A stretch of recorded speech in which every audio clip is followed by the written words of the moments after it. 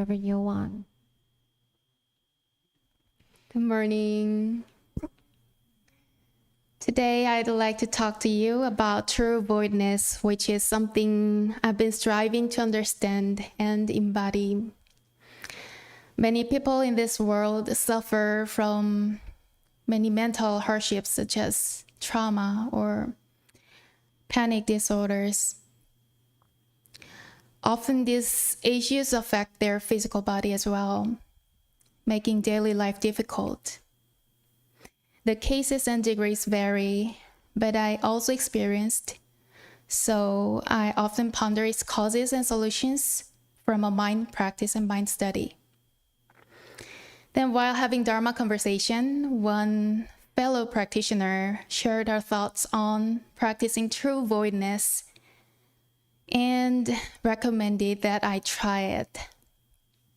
Her words resonated with me, especially when she mentioned that entering true voidness allows the truth to open my path. So I decided to give it a try, and it was truly made a difference. I'd like to ask you all to consider whether any of these following apply to you. 1. You find yourself dwelling on the past focused mind. 2. You feel anxious when you worry about things that haven't happened yet. Future focused mind. 3. You habitually think this should be like this and that should be like that based on your own standards, or you become attached what you like and dislike. Discriminating and attached mind. 4. Your mind becomes agitated when you encounter situations that disrupt your peace or hurt your pride. 5. The worst part is that you believe these 4 types of thoughts and feelings are wrong and try to suppress them, which only makes you feel more oppressed and constrained. Does anyone here not experience at least one of these types of feelings and thoughts? Maybe not. And what happens when we live with them?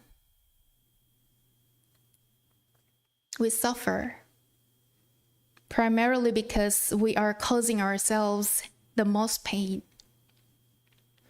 I've experienced all 5 of these myself, and people often say that I seem calm and serene, but my mind is frequently in turmoil due to these kinds of thoughts and feelings. Before we delve into specific methods of practice, let's first understand what our original nature is, or true voidness truly is. The great Buddhist master, the 6th patriarch Hinung, taught us this. The empty space of the world is neither large nor small, neither long nor short, neither right nor wrong, neither good nor bad.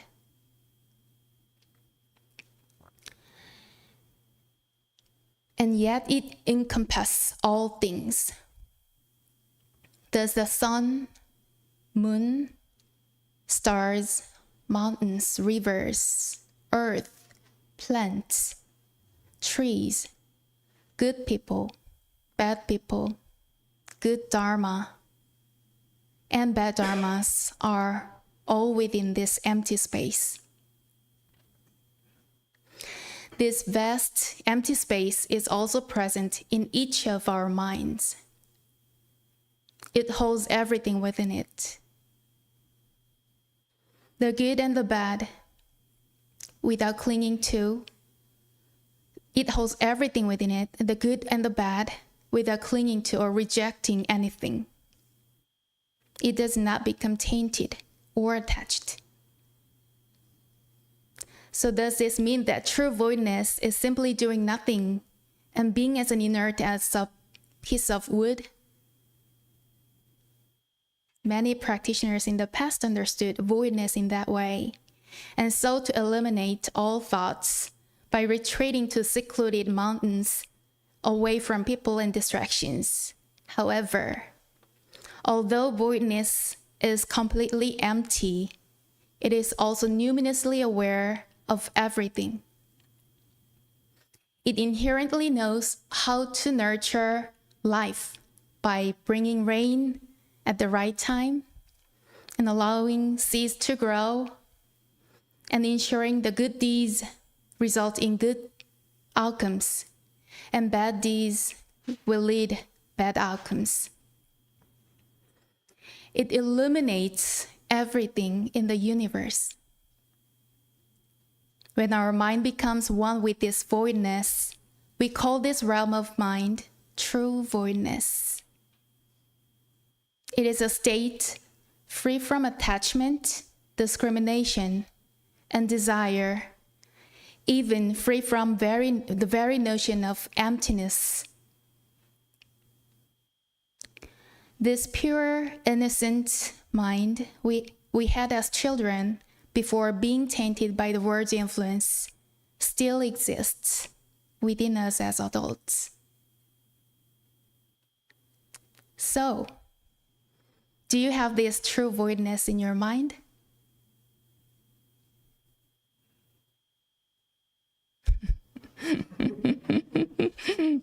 That realm, before a single thought arises, the realm of true voidness is certainly present within all of us. If our original nature is indeed true voidness, then why do we not display this quality when we are engaged in tasks or encountering sensory conditions? The reason is that we do not regularly practice true voidness, and we tend to habitually discriminate and become attached to sensory conditions. It arises because within our minds, there is a strong attachment to specific things and a fundamental conception of self that leads to distinction and separations. Recently, I experienced a moment when my mind was clearly not in true voidness. My family in Korea sent me a package with things I needed and thoughtful gifts.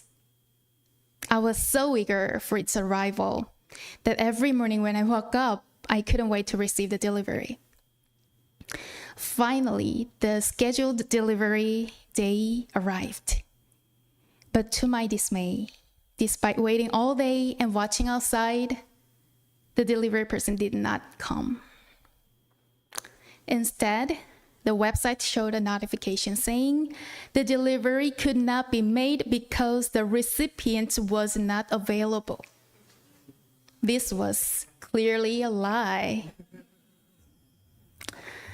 The next day was the weekend, so I had to wait even longer to receive the package. Even though I arranged for a redelivery with the help of Kathy, they broke their words. So I was so angry that I told Kathy that they are bad. At that time, I was actually practicing true voidness, and I recognized that my mind had strayed from true voidness. However, I couldn't control my frustration. It was so hard. I knew it, but it was so hard. So I went into my room and reflected on the situation. Firstly, I realized that my usual state of true voidness had been disrupted. Due to my habitual tendency to discriminate, my mind often strayed from its original state, and true voidness was not easily found when dealing with sensory conditions. Secondly, there was my attachment. My mind was so fixated on the idea of package from my beloved family, and that I became fearful of losing it. This attachment caused my mind to become dark and agitated, making it impossible to see the broader context, such as the curious situation or the overall circumstances. If it had been an ordinary package, I wouldn't have been so upset. My frustration stemmed from my strong attachment and expectations. Upon reflecting on my mind, the thought of letting go of attachment arose, and this brought a sense of calm. This shift in perspective helped me appreciate the difficulties faced by the courier in reaching this remote area within their tight operating hours. I then planned to pick up the package myself on my day off, and I felt gratitude toward the person who handed me the package when I went there. While it took some time for me to return to the state of true voidness in that situation, our practice's goal is to achieve true voidness precisely at the moment of encountering sensory conditions. Ultimately, it's about maintaining true voidness consistently, whether sensory conditions are present or not. The power of true voidness is truly remarkable. True voidness has the power to transform ourselves, to change others, and even to influence the world. When we experience difficulties in our relationships, we often have the desire for the other person to change, thinking, I wish this person would change like that. But what usually happens, our anger only intensifies, and the other person remains unchanged. However, when our mind merges with true voidness, our sense of self is emptied, allowing us to align with the truth. This alignment enables us to achieve the best possible outcomes, naturally leading to changes in others and in the world. In Christianity, this is referred to as the will of God, while in YeoWon Buddhism, it is described as the power of the Dharmakaya Buddha fourfold grace. When our greed, hatred, delusion, selfish mind, and distracting thoughts are all emptied and we enter true voidness, we gain such transformative power. Cardinal Master, the fourth head Dharma Master of YeoWon Buddhism, Master Chazan, referred to true voidness as a windless zone. Windless zone. I think this is a beautiful description. No matter how fierce the storm or extreme the cold or heat, it cannot penetrate this space. Master Chazan said that if we can develop the ability to enter true voidness as easily as we walk in and out of our own home or stay in our bedroom, we can find relief, and all our afflictions will gradually melt away like ice. I have personally experienced that when I'm unable to solve problems, or when I'm overwhelmed by irrational situations or emotions, letting go of all thoughts of who is right or wrong, and diving into true voidness, the absolute realm often brings forth new wisdom and a clear mind, gradually resolving the issues. Just as clothes become clean after being soaked and washed with detergent, true voidness purifies and clarifies our mind, similar to how Tide cleans laundry. So how can we train ourselves to harness the great power of true voidness? Do you have your own methods or tips? to enter true voidness? Tell me. Dungeon breathing? Or holding breath? Or imagination? In fact, all teachings in our scriptures are to cultivate true voidness. But today, I'd like to share a few practices based on the teachings of the masters, Won Buddhist masters, that I put into practice. The first approach to cultivating true voidness is to avoid being affected by or attached to sensory conditions, forms, sounds, smells, tastes, sensations, and mental states. We often become attached to these sensory conditions. For example, if someone speaks harshly to us, sound, we might be attached to that sound, causing our mind to become disturbed and leading to a rise in discrimination against that person. This way, our mind deviates from true voidness and suffers under the influence of habitual patterns. Think of it like watching over a child. You allow the child to play freely and don't keep them tightly restrained, but stay aware of their activities to ensure they don't wander into danger. If the child starts heading towards a dangerous place, you'll quickly intervene to bring them back.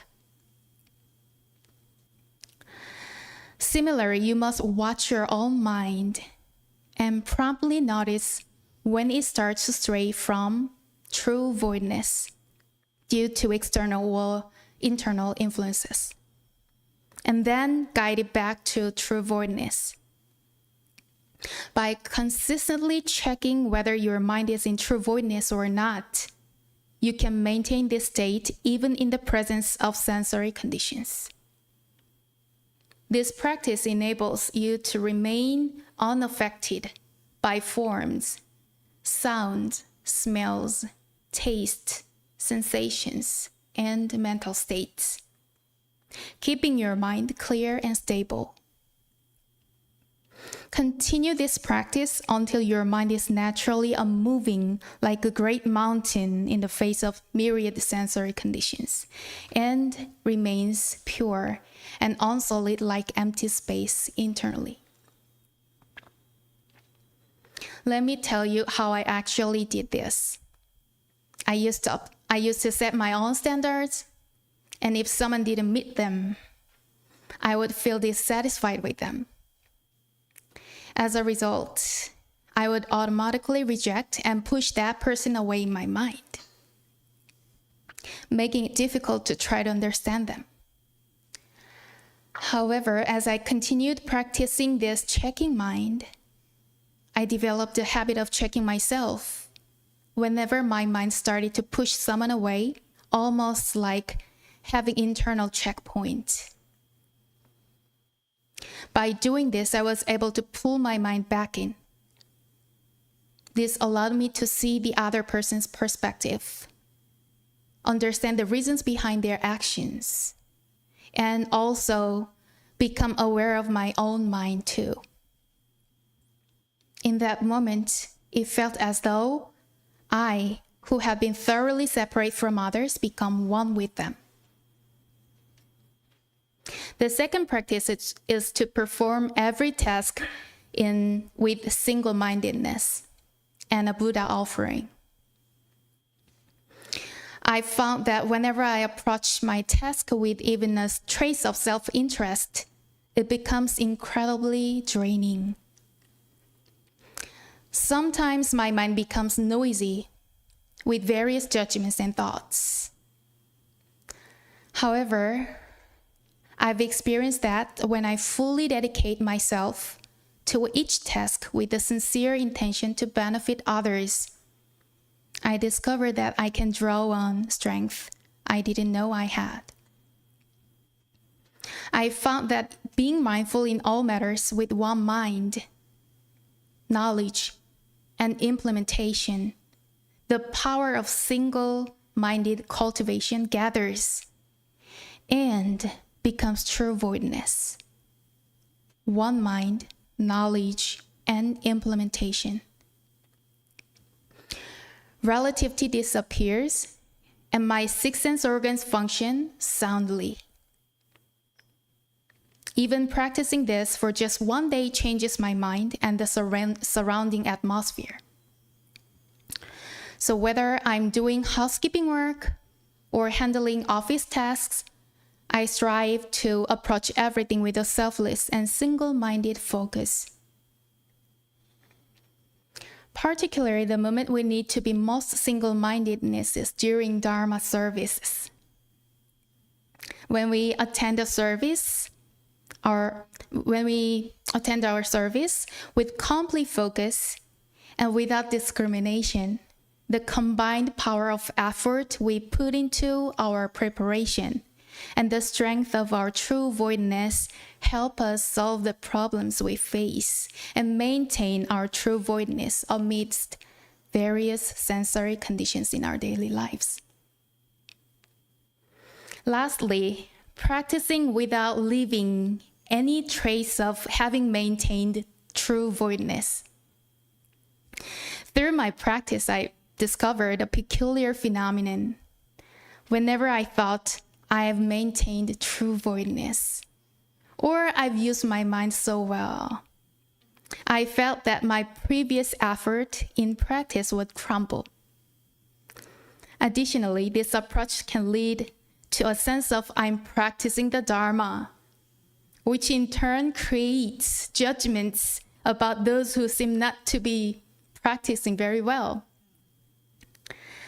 True voidness involves maintaining a state of emptiness without any trace of that concept in mind. If we think we are doing something challenging and are practicing with single-mindedness, such thoughts themselves hinder the achievement of true single-mindedness. True voidness means practicing without clinging to such thoughts. I once gave a talk on the koan, on the winding road up Pyeonsan. A rock sits listening to the sound of a stream. Nothing, nothing, but no nothing either. Not, but not either. How can a rock listen to the sound of a stream? When your mind is overwhelmed and you face complex problems with no apparent solution, feeling anxious, fearful, or depressed, try to become like a rock that listens to the stream. Let go of all thoughts and dive fully into true voidness. Find that realm within your mind, where there is nothing, yet not even the absence of nothing. In this state, you will no longer feel anxious, fearful, or uncertain about the future. Instead, you will realize that you are not alone. Just as the void encompasses all things in the universe, you will be united with the universe. I wanted to share this personal hope with all of you. Thank you.